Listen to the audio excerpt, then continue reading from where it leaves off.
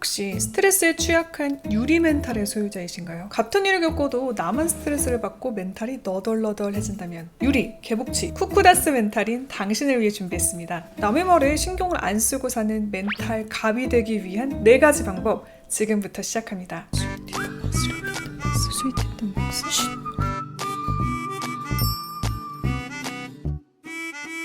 스윗 뒷담 박스. 안녕하세요, 히렌츠입니다.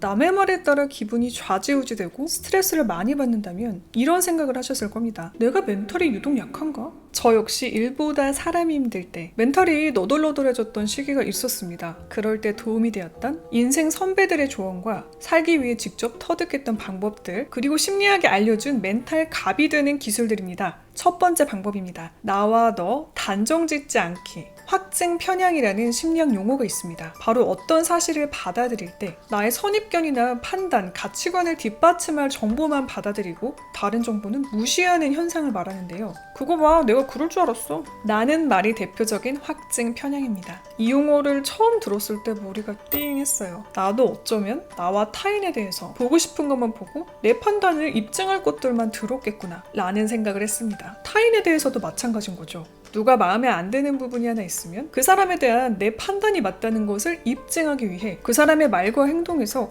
부정적인 정보를 수집하는 겁니다. 곧이곧대로 어떤 말을 이해하는 게 아니라 그 속뜻을 생각하고 혼자 기분 나빠서 끙끙 앓는 것도 바로 이런 확증 편향 중 하나인데요. 내가 생각하고 싶은 대로 상대의 말을 받아들여서 스트레스를 받는 식인 거죠. 오늘 쓴 모자 예쁘다. 상대가 이렇게 말했는데 내가 속으로 그 사람에 대한 불만이 있단 말이에요. 그럼 속으로 뭐야, 오늘 쓴 모자만 예쁘다는 거야? 어제 건 안 예뻤나? 라고 생각하는 게 일종의 확증 편향입니다. 그 사람은 그냥 오늘 쓴 모자가 예뻐서 칭찬한 건데도요. 저 사람은 이래 라고 단정지었던 걸 멈추고 상대의 말과 행동을 있는 그대로 받아들이게 되면 스트레스는 크게 줄어듭니다. 최대한 객관적인 정보만을 인지하려고 노력하는 것만으로도 쓸데없는 고민이나 스트레스를 방지해주거든요. 타인뿐 아니라 나에 대한 단정 역시 마찬가지입니다. 지나치게 나를 단정해버리면요, 어떤 실수를 했을 때 확증 편향에 빠지게 됩니다. 역시 나는 이런 면이 문제였어 라고 생각하면 지나친 자책을 해서 스트레스를 받기도 하고요. 이런 부정적인 생각들이 단점을 고치고 발전하는 걸 막기도 합니다. 단정 지어버렸기 때문에 진짜 단점이 고착화되는 거죠. 예를 들어 유독 부정적인 생각이 많이 드는 하루가 있을 수 있잖아요. 그럴 때 나는 왜 이렇게 부정적일까? 긍정적인 사람이 성공한다는데 나는 성공하기 글렀나? 라는 자책의 늪에 빠질 수 있는데요. 그 생각을 즉시 멈춰야 합니다. 대신 제가 자주 썼던 방법은 이겁니다. 아, 내가 오늘 좀 피곤한가 보다. 이렇게 생각하고 부정적인 생각을 멈추려고 노력했습니다. 실제로 체력에 이 정신이 지배당하는 경우가 많잖아요. 스트레스가 컨트롤이 안 되거나 지나치게 예민하고 부정적인 것 같을 때, 다른 사람의 얘기가 유독 상처가 되는 날에는요, 아, 체력이 떨어졌나 보네 라고 생각하시면 좋습니다. 그리고 체력을 보충하기 위해 저기압인 상태에서는 고기압으로 갑니다. 사람은 입체적이란 말이 있는 것처럼 타인뿐 아니라 나 자신도요, 별로인 면도 보이지만 또 그게 아닐 때도 있습니다. 상황이나 환경에 따라 사람 성향은 바뀌기도 하고 내가 내렸던 상대에 대한 판단이 잘못될 수도 있었다는 걸 인정하는 겁니다. 너무 자책해서 스트레스를 받거나 저 사람 저 말 속뜻이 뭘까? 지나치게 속뜻을 고민하며 멘탈이 탈탈 털리는 걸 방지하기 위해 나와 너를 단정짓지 않기. 첫 번째 방법이었습니다. 멘탈 갑이 되는 두 번째 방법입니다. 긍정적 중독에 빠져보기. 멘탈이 약한 사람들의 특징 중 하나가 바로 자책을 잘한다는 겁니다. 어떤 일이 생기면 모두 다 내 탓 같고 잘못 살아온 것 같다는 생각도 들고요. 나를 자꾸 미워하고 비난합니다. 이럴 때 미국의 심리학자 윌리엄 글래서는 긍정적 중독에 빠져볼 것을 제시했는데요. 중독은 보통 부정적인 뉘앙스죠. 알코올 중독, 마약 중독처럼 우리의 몸을 해치는 중독입니다. 그런 해로운 중독이 아닌 우리를 살리는 내면의 힘을 길러주는 긍정적인 중독이 있다는 건데요. 글래서에 의하면 긍정적 중독은 사람을 나약하게 하는 게 아니라 오히려 성취감을 통해 정신력을 강하게 해주고 삶의 행복도를 높여줍니다. 혹시 여러분들 중에 하루라도 운동을 안 하면 몸이 근질거리시는 분들이 있나요? 네, 이렇게 달리기와 같은 운동이 대표적인 긍정적 중독이고요. 취미생활 또한 마찬가지인데요. 모든 취미가 또 해당되는 건 아닙니다. 글래서가 제시한 긍정적 중독의 조건 6가지가 있는데요. 첫 번째, 자발적으로 선택해야 할 것. 하루에 1시간 이상 전념하면서 경쟁적이지 않은 것. 두 번째, 쉽게 할 수 있으면서 심리적인 에너지를 너무 많이 소모하지 않아도 되는 것. 세 번째, 혼자서도 가능하며 함께 하더라도 타인에게 의존하지 않아도 되는 것. 네 번째, 신체적, 심리적, 영성적 가치가 있는 것. 5번째, 꾸준히 할 경우 자신을 향상시킬 수 있는 것. 6번째, 스스로 비판하지 않고 할 수 있는 것. 혹시 게임 생각하셨던 분들이 있다면 탈락입니다. 저도 게임을 좋아하지만요. 게임은 경쟁적이고 질 경우에 스스로 비판을 하거나 또 팀플인 경우에 상대에게 의존을 해야 되잖아요. 운동 외에도 악기 연주하기, 필사하기, 책이나 칼럼 읽기, 명상 이런 것들이 생각납니다.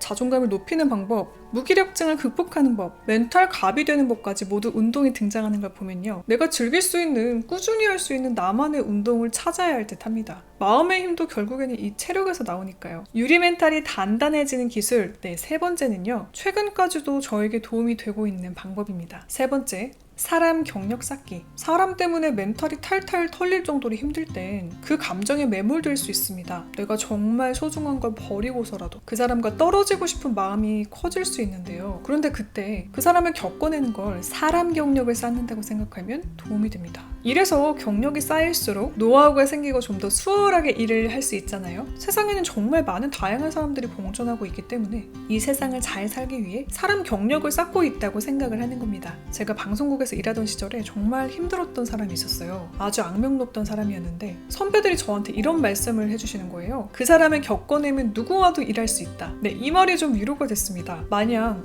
어쩌냐 힘내가 아니라 너 이거 겪어내면 더 잘 될 거야 라고 말해주는 것 같이 들려서요. 마치 게임에 나오는 이 퀘스트, 미션 알려주는 그런 요정같이 느껴졌습니다. 멘탈을 흔드는 사람을 만나면요. 게임 속 챌린지, 퀘스트라고 생각해보자고요. 게임할 때 낮은 단계 악당들은 금방 죽는데 높은 단계에 갈수록 물리치기가 점점 힘들어지잖아요. 내가 높은 단계의 퀘스트를 깨고 있다고 생각하는 거죠. 퀘스트를 깨면 게이지가 쌓여서 레벨이 업되는 것처럼 사람 경력도 쌓일수록 우리의 멘탈에도 게이지가 쌓여 조금씩 레벨이 높아질 겁니다. 실제로 저를 힘들게 했던 사람하고 일을 하고 나니까 비슷하게 사람을 괴롭히는 유형에 대해서는 이전보다 조금 더 수월한 대처가 가능해지더라고요. 마치 첫째를 키워본 어머니가 둘째는 조금 더 유연하게 키울 수 있는 것처럼 말이죠. 물론 육아도 사람도 매번 절대 쉬운 건 아니지만 경험이 쌓였으니 조금 더 단단해진다는 겁니다. 이 또한 지나갈 거고 저 인간 또한 지나갈 거지만 저 사람을 겪고 나면 나는 레벨업이 된다 라고 생각하고 부딪혀도 보고 힘들어도 보고 겪어내는 겁니다. 그냥 버티기만 하는 거랑은 조금 다르더라고요. 결국 저 사람을 견디는 것 또한 나를 다듬는 일, 나를 성장시킨다는 생각이 드니까요. 사람 경력,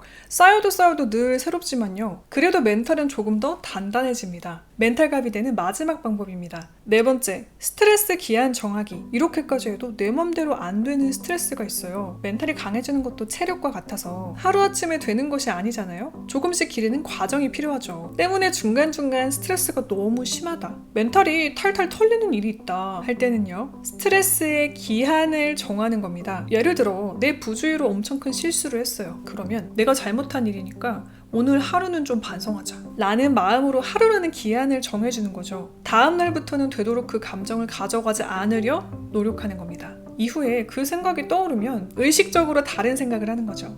끝나고 치킨 먹을까? 같은 생각처럼 평소에 내가 좋아해서 바로 생각이 전환될 수 있는 그런 것일수록 좋습니다. 회사에서 스트레스를 심하게 받았다면요. 딱 그 스트레스를 회사를 나오는 순간부터 그냥 털어버리는 거예요. 회사를 나와서 엘리베이터를 타고 내려가는 순간부터 이 스트레스를 차단하는 거죠. 내 스트레스의 기한은 퇴근 시간까지야 라고 생각하는 겁니다. 스트레스가 엄청 심한 날에는 억지로 끊어내려고 하면 그 또한 스트레스가 될 수 있으니까요. 아직 멘탈의 체력이 길러지고 있는 중이라면 기한을 정해서 스트레스를 받고 차단하는 것도 방법이 됩니다. 특히 회사와 집은 공간의 전환이 있기 때문에요. 기분을 맺고 끊는 게 훨씬 수월해집니다. 자, 이렇게 오늘은 남의 말에 신경 쓰지 않는 멘탈갑의 기술 4가지를 이야기해봤는데요. 정리해보면 첫 번째, 나와 너 단정 짓지 않기. 두 번째, 긍정적 중독에 빠져보기.